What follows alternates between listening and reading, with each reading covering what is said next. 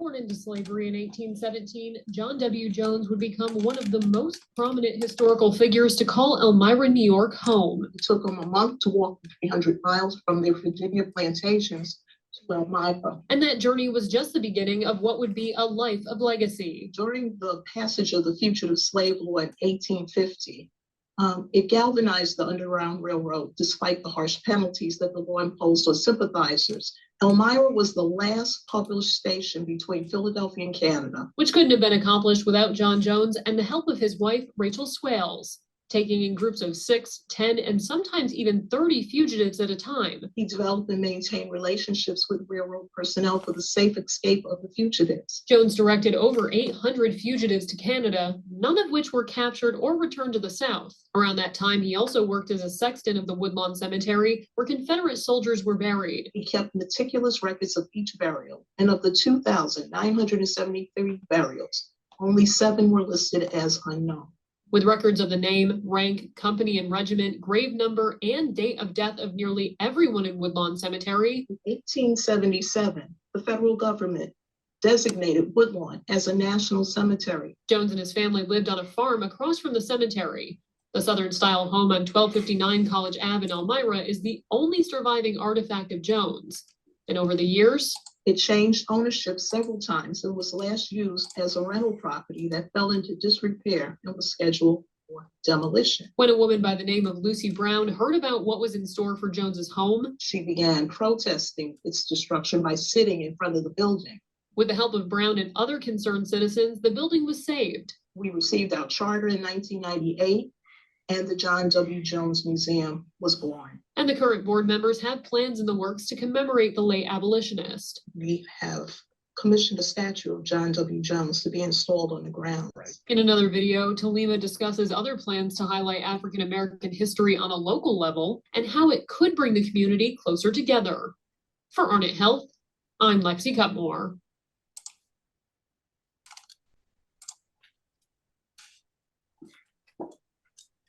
So we're back. Herb, are you back on? I think so, and I hope so. Okay. You hear me? I'll turn it back over to you. We just used that opportunity to show the video. So thank you, Ken. Appreciate that. And you know how it goes. My Zoom had all day to crash, and it just wanted to wait until right now, just to spite me. All right, I'm gonna share my screen here again. Okay, let me know. And thank you for sharing that video. And I would say keep that in mind after you go through this, kind of how this history frames up to that history, and then we'll get into our Q&A. And so are we good here? Can folks see? Okay, the last thing I think that folks could hear was just the backdrop here. And Carter G. Woodson, who was one of 2 African Americans to graduate from Harvard with a postdoctorate degree. And during that time, he actually said we needed to make sure we have education for many folks on what are the accomplishments of Black folks here in America, right? And so he chose originally the second week of February. It really started off as Black History Week. And that specifically was because of both Lincoln and Frederick Douglass, who's also attributed to the upstate New York area, birthdays were in the second week of February, right? So we chose Black History Week. That event actually took off, right? And so from 1926 all the way up into the early 60s, folks really started to lean into how can we learn more, do more, and appreciate more of the history of Black folks here in America. And so it inspired schools and communities to celebrate and learn, specifically HBCUs. And then right around the civil rights movement, with all of the focus on how can we make sure we get equity and Black folks, that kind of catapulted into a month, right? And so folks start to celebrate this all month of February. And it really was I would say, unique time. If you look at the history, just the excitement around this, right? And the dedication folks had. From that, as things typically happen, it started to become more visible and mainstream. And so Gerald Ford officially recognized Black History Month in 1976, which was a celebration for many folks to say that now we have a national month of recognition, right? And so that's the history of Black History Month. And really the focus was how do we look at the truth and accomplishments of what have really gone on, what's happening right now, what will happen, and specifically what has happened in the past when you think about the idea of history. And so just to highlight a few things of truth and accomplishments that were main components of Carter G. Woodson's work that shaped the way we talk about Black history now.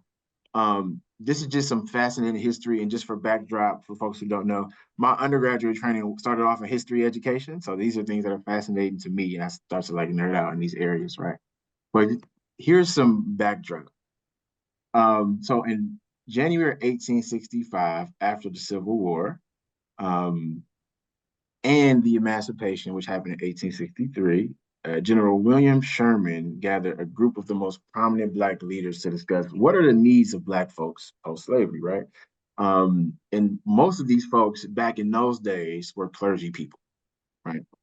And so after that conversation, uh, Abraham Lincoln and General William Sherman came up with the Special Field Order 15.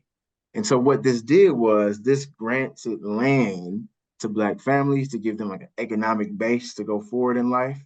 That ranged from Charleston all the way down to Florida. It made up about 400,000 acres of land, and that was going to touch approximately 25,000 Black families, which back in that time, as far as the population, that was a significant amount of people, right? So really intentional about how do we set up an economic base for folks. Unfortunately, what happened post that is Lincoln was assassinated, as we all know. And so the new president, Andrew Johnson, actually nixed the order, right? So when you think about what that would have done, you think about maybe the disparities in like the wealth gap between Black and brown folks and their white counterparts. This was going to be the start of adjusting that. But and a lot of what Carl G. Woodson talks about in his history of Black history was making sure we can get back to where this actually started, which was how can we help support an economic base for folks to be able to succeed. And a lot of that work did continue to happen. So many folks may or may not be familiar with the idea of Black Wall Street. And so in the early 1900s, many affluent Black communities existed throughout America, right? One of the most famous would be Tulsa, Oklahoma, Black Wall Street, which was the Greenwood district. And there are a ton of Black-owned bars and movies and restaurants and bus companies and planes. And when you think about that, that is significant because the majority of, if you look at the data for minority and women-owned businesses throughout the nation, ratio-wise, is very insignificant compared to other groups.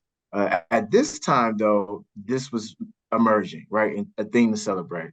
Unfortunately, what happened with this, and again, this going back to the history to know how we got to where we are, there was a story posted in the Tulsa Tribune that mischaracterized, we later found out wasn't accurate about an interaction between Dick Rowland, who was a Black man, and someone who was white in the community. And so I won't go into details about what happened there, but post that, it caused a huge uproar. We had 36 blocks that were burned down in Black Wall Street. 9,000 folks ended up to be homeless, 300 deaths and 800 injured. Definitely a stain in our history as America. It's been mentioned by many of folks in the national public light as something that we need to make up for. But it is a good reminder of, again, where we've been and kind of how things like this have led to where we are now and what we need to correct. And I think we've been trying to correct as a nation, especially in these last few years here. In the healthcare space, which is great for us, in the 1950s, folks might be familiar with Henrietta Lacks. So Henrietta Lacks is like called the mother of modern cancer research. And the reason why she's called that is in the 1950s, something that happened was she went to go seek medical care at Johns Hopkins for vaginal bleeding. And so they found a tumor on her cervix, right? This part isn't great. Without consent or her knowledge, they took a sample of her cancer cells. And what they found out, this part is fascinating, is that her cells were what they call immortal cells, right? Which means they always regenerated and were later called HeLa cells. And so those cells were later patented and generated tens of millions of dollars. But beyond that, they were used as the foundation of almost all prominent cancer research post that, right? Called the HeLa cells. And she has, she's like a legend throughout. Folks might already know about this. There was a lot of information. Actually, recently there was a case because her family didn't get any money originally for this. There was a case that actually got settled and rectified recently, but she again was the modern founder of say cancer research, right? well-known story. I encourage folks to look up.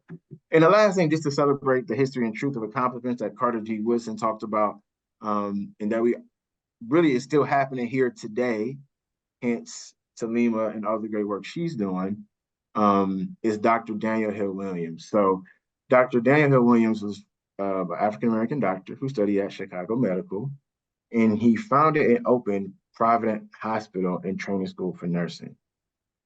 One of the most impactful things in history about this is it was one of the first training programs that had integrated staff, right? So you have folks from all different races and backgrounds who came and collaboratively worked together.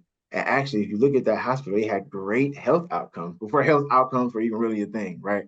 They did a great job. And that goes to the idea of when you bring in diverse individuals to work together and collaborate, like all the research shows, you have great outcomes, no matter the industry, right? Because you bring in so many different perspectives and ideas to impact people. And he actually was the first doctor to successfully perform open heart surgery.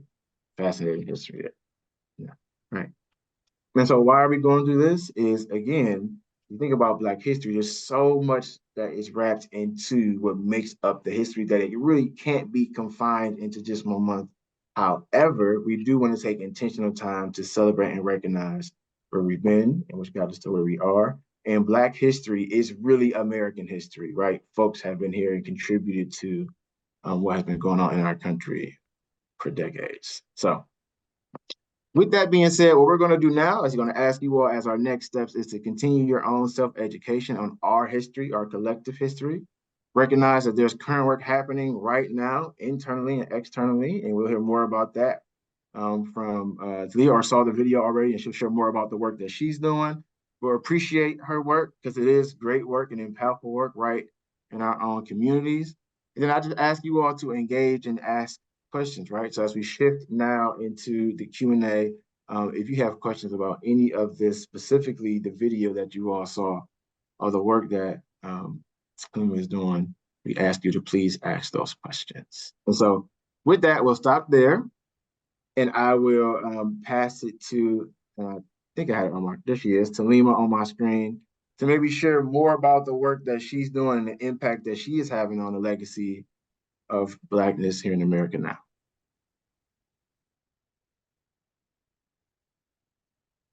My turn, right?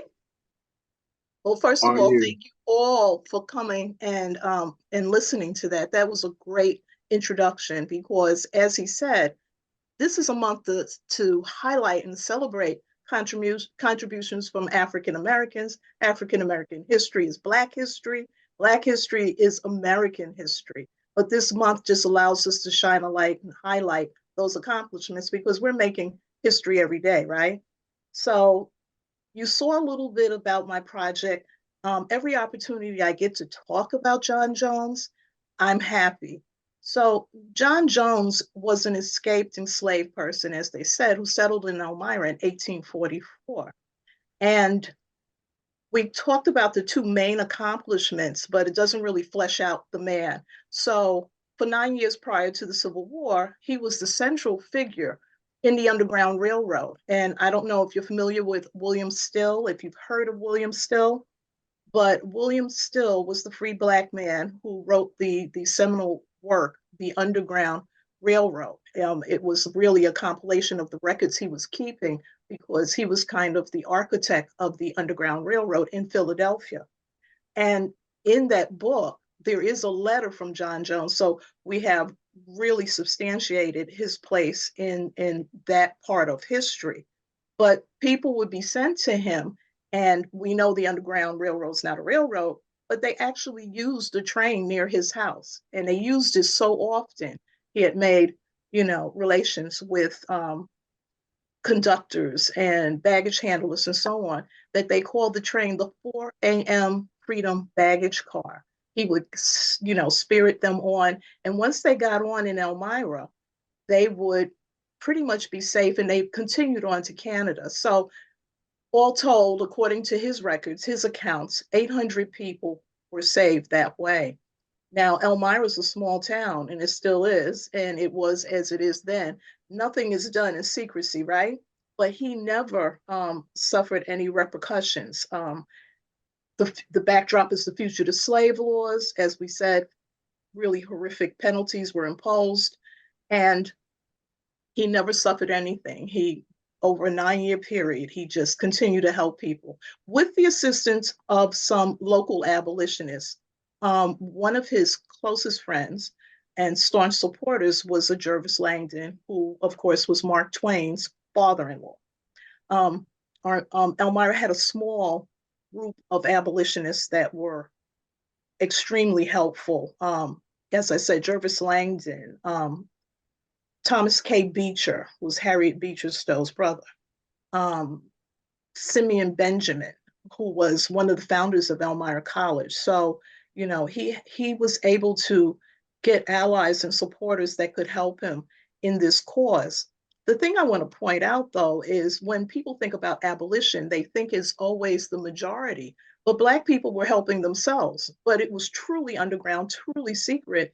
And at that time, African Americans were not supposed to even know how to read and write, of course.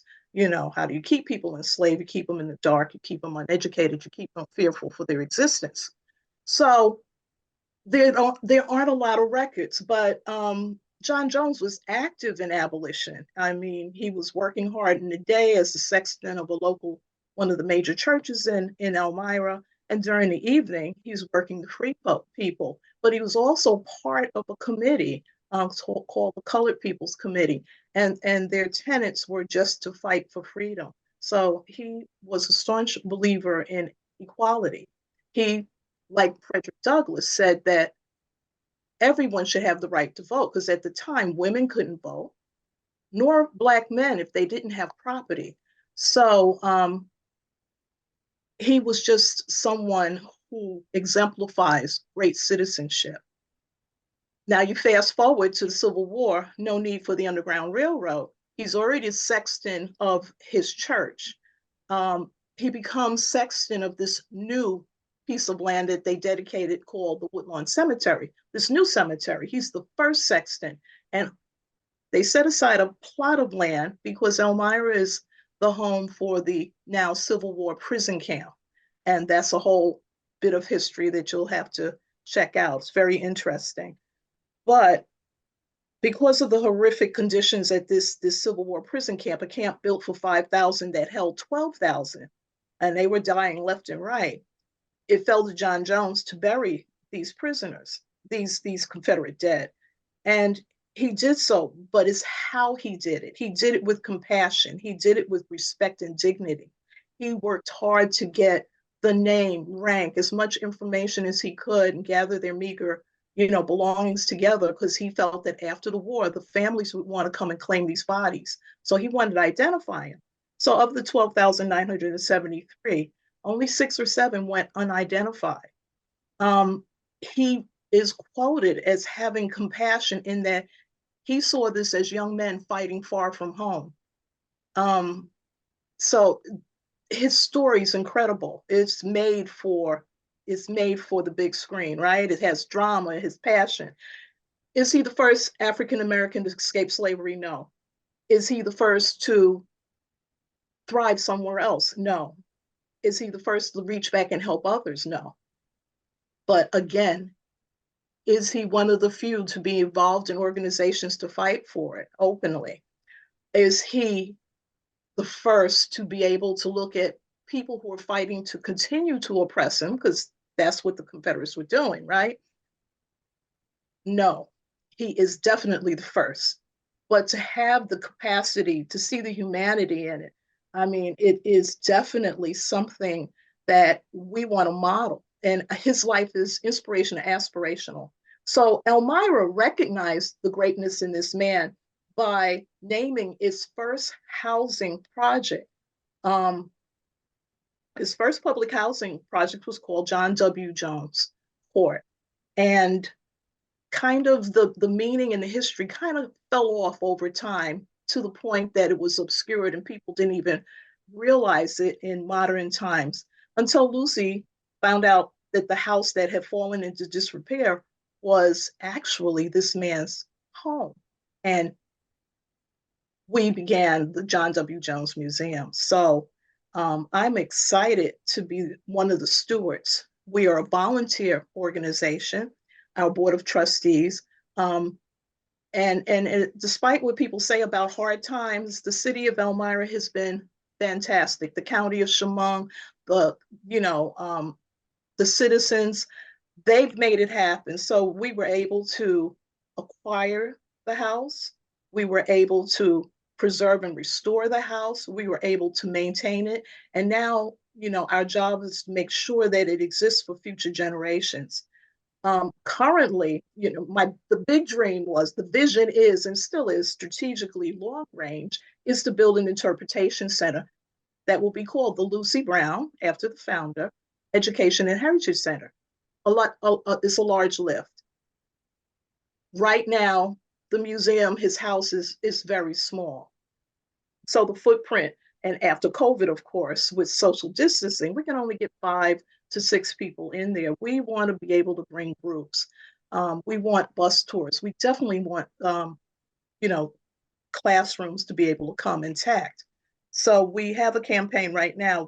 We're doing a soft capital campaign and also a building campaign to raise $1 million to add a room to the actual museum that will allow us to accommodate these larger groups, maybe 40 to 50, at least one bus load, theater style, and then we'll stage them into the tours and so on. It'll allow us to do a lot of things that we can't do now, give us administrative space, so forth and so on. Programming can be expanded. So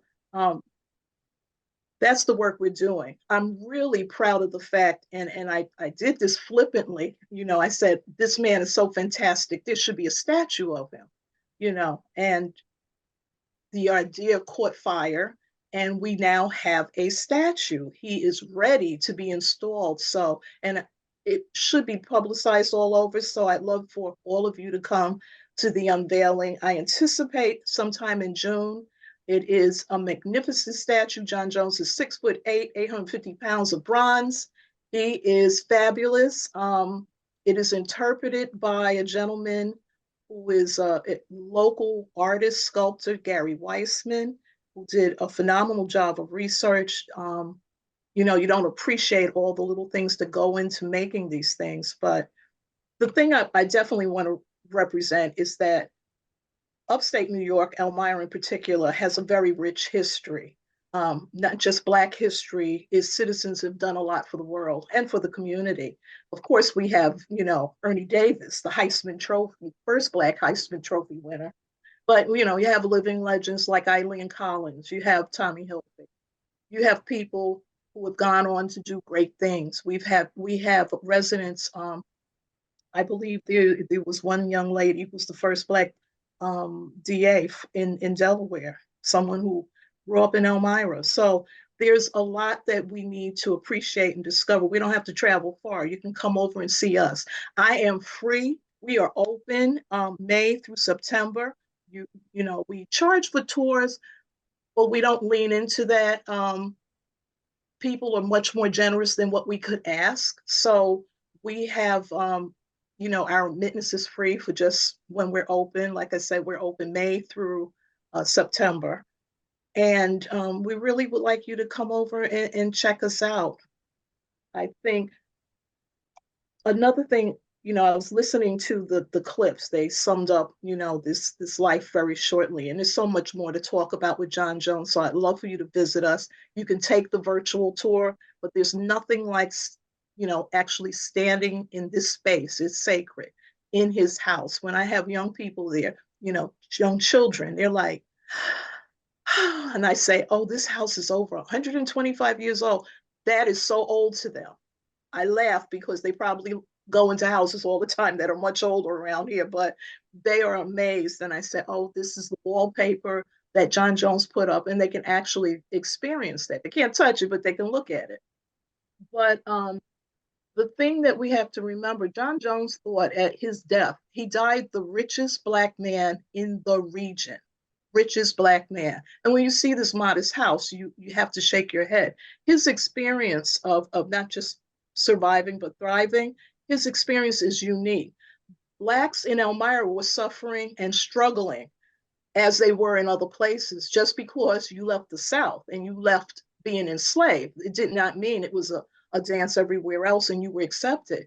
And oddly, abolition does not equal equality. Just because you don't believe in owning another person, they still didn't want you marrying into the family, moving next door, or paying you your worth. So it was still an uphill struggle. But at his death, John Jones was quoted as thinking he really thought that we were getting there, that the struggle was over, and that we were headed as a country in the right direction, and the things that he fought for were taking hold. We're still having that same discussion 100 years later. Um, so it's something to think about. It would be nice to just end the chatter and move forward. But so many lessons can be learned here. So one of the initiatives that we're working with the school district, and I've gotten commitments from several of the educators, from our superintendent of Elmira City Schools, Notre Dame, Cohen Middle School in Elmira. We want to see this folded into their curriculum so that young people learn about John Jones as part of history. When they're covering Civil War, absolutely, they have a local relationship, where they can make that history come alive. But John Jones is an American hero, and that's the way I like to talk about him. He is an American hero. He exemplifies what it is to be an American citizen. And like I say, his life is both inspirational and aspirational. So I don't want to take up too much time because I know that you may have questions. Please ask me questions. Please come and visit us. And of course, donations are always appreciated. We don't generate income. So we live by the largesse of the community. And as I said, the community has been wonderful. Local foundations, local businesses, and Ithaca too. And Herb, I'm surprised when you did your history part that you didn't talk about the Alpha Psi. You didn't mention them. Cornell boasts that they're the home of the first Black fraternity. And I believe it's the only fraternal house at the school that still stands. So, Ithaca, I know, has with St. James Church, you have a lot of history also, but we need to make sure that it doesn't die with interest in February. These sites need your participation. They need you. That keeps it alive. We need you to talk about the history and share it. And we need you to financially contribute. I mean, historic preservation is expensive. Every time we look at something, I'm like, just don't even tell me the price, because I know if it's a door, it's going to be astronomical. It doesn't matter. So your help, your support is so appreciated. So thank you for listening. Thank you. And so, well, first, we appreciate you sharing. And so if you virtually on your screen, we can just give Talima a virtual round of applause for sharing and being vulnerable. We definitely appreciate that. So thank you. And there's been a good amount of folks who have, thanks to our folks know the reaction buttons down there. Y'all saw what happened to my Zoom earlier, so I'm not even gonna start to mess around with stuff, but thank you all for doing that. But so the call to actions that we heard today were first, I'll start at the end, share the history, right? So folks learn and know, share, and see it as not a separate piece of history, but is a piece of our history, especially not just American history, but also Elmira's unique history. I love that you said we don't have to go far to find history and things that are impactful. I think that was a really great quote for the things that are happening right there in the Elmira area. So thank you for sharing that. And the call to action again was how can we visit? All right, look to visit the museum. Virtual tours are open. And if folks have the capacity and means to look to contribute financially to the things that are going on there. So thank you for sharing that. So we actually got a good host of questions that came in directly to me. So thank you all for who wanted to do that. You can just put it right in the entire chat, or you can send them directly to me, like you've been doing. First, the way I might frame this question is seeing all of the history and historical things that John Jones has done.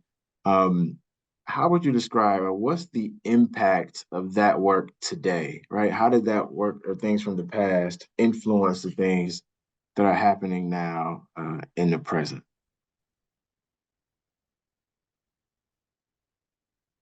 I think it brings awareness, um, and it makes us more like each other. I think it exemplifies the how we are similar more than we are different, how that we have the same wants and needs, and we work to that end, and that is to make life better. When it comes to John Jones's work, besides helping others reach freedom, being part of that great system, the Underground Railroad that spirited people away from that institution of slavery, his records, this is remembered, you're not supposed to know how to read and write. One of the most important things to him when he came to Elmira was to get an education. And he was initially refused, and he worked his way into getting one season of learning. But his record keeping was so meticulous for that burial of the Confederate soldiers that the federal government used his records to map out the national, what became or was designated a national cemetery. We have a national cemetery in Elmira because of this escaped enslaved person, because of his records, because of the meticulous way he went about it, the compassionate way he gathered information to identify them. When you go to the National Cemetery in Elmira, it is laid out exactly as John Jones had it. The only change is that the government replaced his wood markers with granite tombstones, headstones. What's on there is exactly what he wrote. So Elmira has a national cemetery. There's only 171 in the country, only 6 in New York State. 3 are in New York City. So the other 3, Elmira gets to have one of those. I think that's phenomenal. So we get a lot of love from people who are interested in Civil War, not necessarily in Black history, underground, and none of that. They're interested in Civil War. They're tracing their ancestry, and they're able to do that because of John Jones. And they have been supporters when they go home. They're like, "Why didn't I know about this? Why isn't this national history?" Because of him, they can trace their families. And just to give a nod to what happens in history, we're not at our best at war, right? And when people, the conquests, the people who are winning, usually they just dig mass graves and dump them in. You can't identify folks. You may not even be able to identify where they were buried, interred.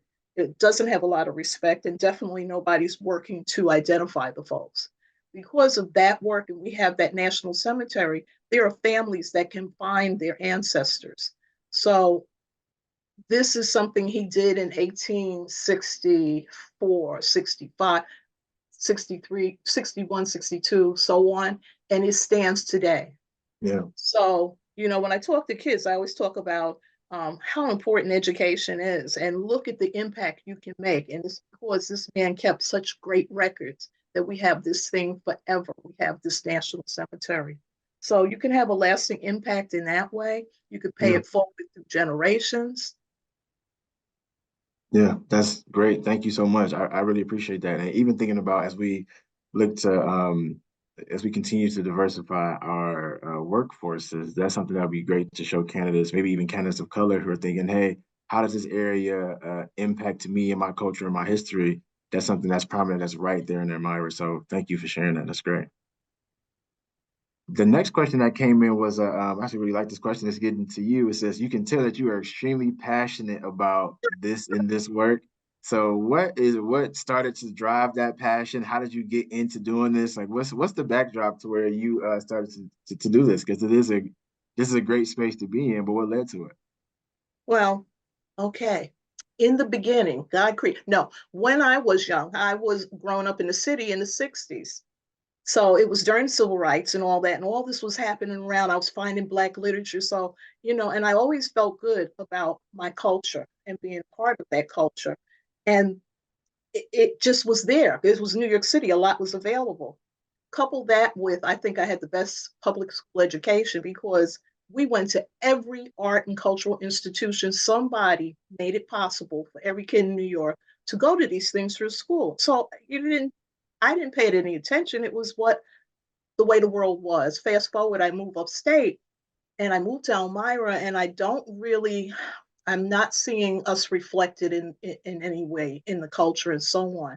I'm working, and in your jobs, you're encouraged to be involved in the community. So I did Red Cross, United Way, Meals on Wheels, but I really was looking for something where um, my heart could be. And I found out through a family friend about John Jones, and I just wanted to volunteer for the board.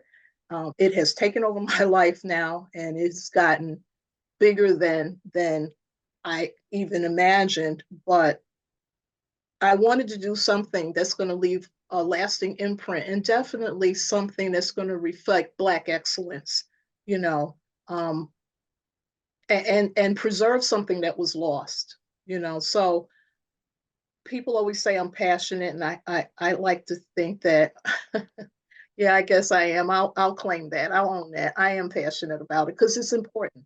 It is very important that all voices are heard and everyone is included. Thank you so much for that. Yes, the passion definitely shines through, and we appreciate that. So thank you. We have about 3 or 4 more questions left here. And folks, if you have questions, please, again, you can send those directly to me, and I'll be sure to ask that. So one of them was just ask if you can share more light on something, and I'll even help maybe give context to how this could apply to things that we work on. So in healthcare, there's a framework, maybe I'll call it. It's the social determinants or social drivers of health. And really, it's fascinating when you think about that because the research shows that 80% of all health outcomes happen outside of a healthcare facility.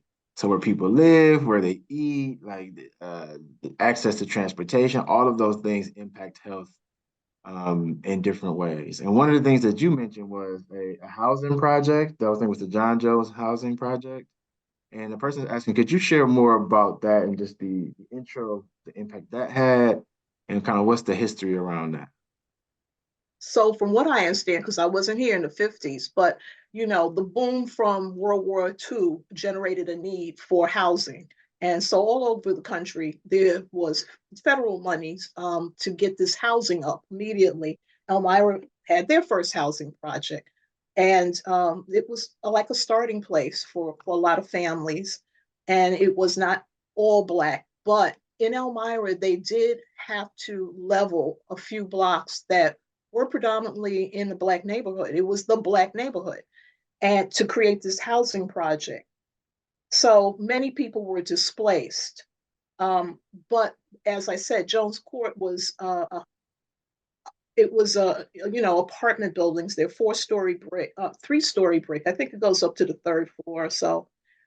But it was definitely multicultural. It was not just for Blacks.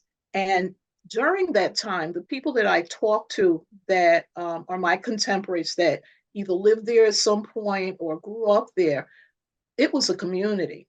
It was definitely kids were like, if you didn't live in Jones Court, you wanted to, because it was all happening there. It was so much of a community. Um, Over the years, fast forward 40 years later, it started to fall into disrepair. The need wasn't there. You had a lot more income-based housing and so on that came up in Elmira, and Jones Court wasn't, the jewel that it used to be. And eventually it shut down, and it was used as a shelter.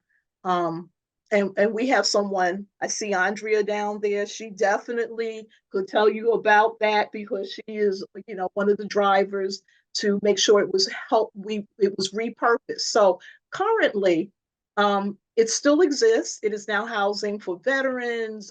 It's income based. They have a child care, and there's a nod to the history. Of course, we need to bring it back to making it Jones Court, like Libertad for Jones Court. They changed the name, but we all still consider it Jones Court. But at least the buildings are still viable, and they're still doing what it was intended to do, and that's give families good homes.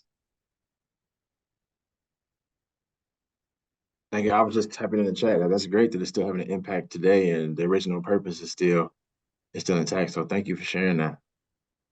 So Andre, did you want to add anything to that or just, Yeah, can I share my screen? oh yeah, go ahead, please. Great. Okay. Can you see it? Yep.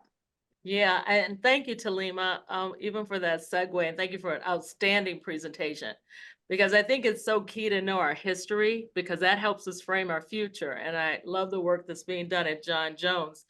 And so we have taken Jones Court, it new name, Libertad Elmira, but the history of it and the values for which John Jones lived and represented, one of people being able to be free and move forward.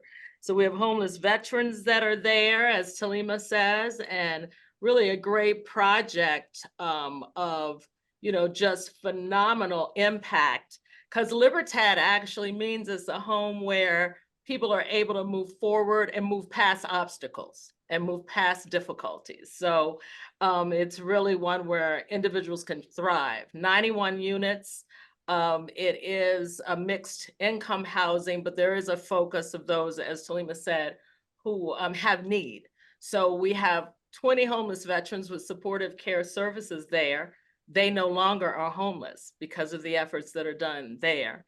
And it really is one where that freedom, is there with those supportive care services. So I think that kind of summarizes it. But thank you, Talima. And thank you. Thank you. You had the detail and data that I didn't have, but as Andrea said, they thought it was that important to the city that they named it after this fabulous, fantastic, amazing Black man, John Jones. And there is so much to be shared here. I'm telling you, it is the most amazing story. Let me just say this, two of the largest Juneteenth, or not Juneteenth, I'm sorry, because Juneteenth is really a moniker from Texas. And as they migrated, they shared that. But Freedom Day, Emancipation Day was celebrated through different states, celebrating the date of the Emancipation Proclamation. Elmira was the site of one of the largest, two of the largest, actually. Frederick Douglass was the speaker. John Jones was the president of the day. It covered the newspaper, and those were the size of the Times, covered 2 or 3 pages just on this. They talked about the delegation, how it, how they marched up to the place where in Elmira, it was Grove Park, how they marched up to the place of the beginning of the celebrations, that then came back to the AME Church, which it still exists today, and it's called the Frederick Douglass Memorial AME Zion Church after these visits from Frederick Douglass. But John Jones, Frederick Douglass, they are operating in the same space. They're at these two huge celebrations where delegations came from Ithaca, from Syracuse, of African Americans to celebrate and hear the great orator speak. And as I said, John Jones was the president of the day. And I found out he was the president of the day for other celebrations like in Corning. John Jones occupies a very unique space as a Black man because they considered him a very respected citizen. So he always popped up in the newspapers. And thankfully, that also gives weight to his stories because there's always little documentation for African Americans during that time. It was very hard to keep records. They were oral, they were passed down, or they didn't exist, or they were destroyed. So we're fortunate to have a lot of information about him once he arrived in Elmira. Yeah, thank you so much for that. And that's a great history, hearing the impact, especially around, I think that stemmed from the public housing project. And Andrea, thank you for being ready to share. We did not plan that, y'all, but we got you. Check will be in the mail Collaboration. later. But no, that was great. Thank you for that. So we'll wrap this up. This will be our last question. I think it's a good question to end on. And then again, we just want to thank you so much, Talima, for you sharing today. And it's obvious that you have a wealth of knowledge. I kind of just want to sit at your feet for a whole day to see what I might learn about the history, not just the Black history and the history of Elmira as it wraps into American history. So thank you for that. So last question is, in a time where things could be seen as somewhat divisive throughout our nation, right? And so we're trying to find a way to how do we bridge gaps. How does John Jones serve as a model of humanity right, and collaboration in today's world, right? How could he be that figure for us to look at? How do we move forward in that way? I think he's absolutely what we need to see right now. As I said, his life is aspirational, inspirational. This is a man who fought for the underdog, for himself, and to better others that were in conditions like him, but also that he could lift his head up and see women needed support. They didn't have the right to vote, right? Um, I think his life is a blueprint on how to be a good citizen. In other words, you see something, you do something, you say something, you take action, and he did this from his position. But then to not hold in your heart the type of hatred that's going to hold you back against whatever it is you're fighting for. He was able to separate the cause from the person, to turn around and be able to bury this. This is what is so um, phenomenal, that he could bury these soldiers with such respect and dignity. There's the story that John Jones recognized the body he fought of his slave master's overseer's son, and he actually wrote back to the plantation that he escaped from, and said, "Could John be here? Was he fighting? I believe I have the body."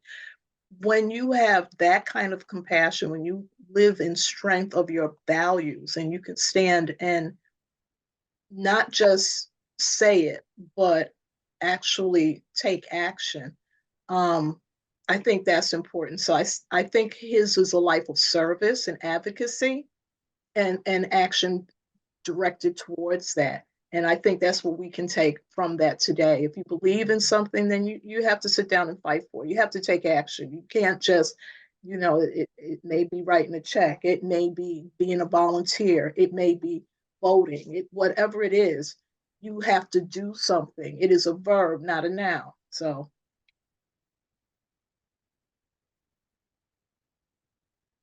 Well, thank you I so could go much. on, so I kind of stop abruptly. I know, I'm sorry, but I'm trying to be respectful of everyone's time, because it's a lunch and learn, right? It's not a lecture.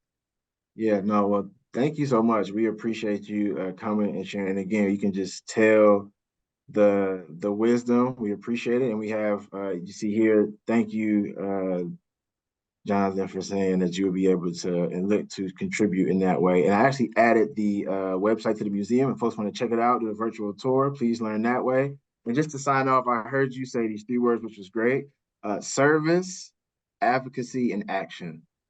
Right, and we really appreciate that. And I think that could be what we do in our professional lives, but also our personal lives. And John Jones, based on all of what we heard here today, was really an example of that. So thank you for that time. Thank you to all 60 folks who jumped on today. It's a great crowd there. We appreciate you giving your time and donating your time to this. And I'll give it to Ken and John, and maybe John also, to sign off. Yes, Because thank John, you. I saw you come off mute, so that's why I said you might want to say. Yeah, thank you so much, Herb, and Talima especially. Thank you for sharing that with us. And Andrea, thanks for jumping in. Jonathan, you may want to say a few words. No, that's exactly what I want to say is thank you all for a great lunch and learn and a great presentation. And because we have some other folks here from Cayuga that are on, I just want to take a moment to introduce Andrea because she is a member of our board as well as the CEO of Chemung Schuyler EOP. So we're proud and grateful for her contributions today as well. Thank you. Thank you, Jonathan. And we will be hearing more from Andrea next week, who is our speaker for next week's Lunch and Learn. So hope we see everybody again next week. Wonderful. Thanks so much. Thank you. Thank you all.